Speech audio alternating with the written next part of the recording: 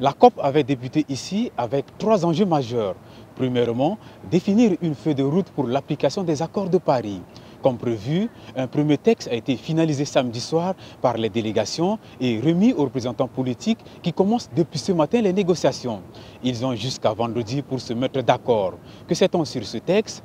Peu de choses ont filtré, mais le président de la COP a avoué en conférence de presse que les avancées étaient compliquées et devenues très techniques. C'est d'ailleurs un point qui nous a été confirmé par le président du groupe Afrique, le Malien Seyni Nafo. Deuxièmement, rehausser l'ambition de chaque pays en matière de lutte contre les gaz à effet de serre, ce qui est prévu tous les 5 ans dans l'accord de Paris.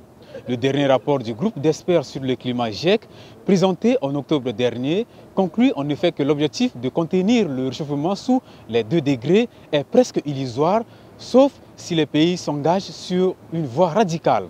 Sur ce point, 2 blocages persistent. Les États-Unis, le Koweït, l'Arabie saoudite et la Russie s'opposent à l'adoption de ce dernier rapport du GIEC. L'Australie, le Brésil, le pays hôte, la Pologne, ont déjà annoncé qu'ils s'opposaient à cette révision pour 2020.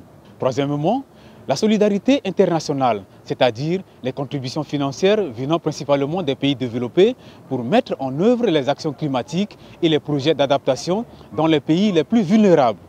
Aujourd'hui, nous sommes toujours dans le flou. 56 des 100 milliards prévus sont collectés. Seuls l'Allemagne et le Japon se sont engagés à augmenter leurs contributions.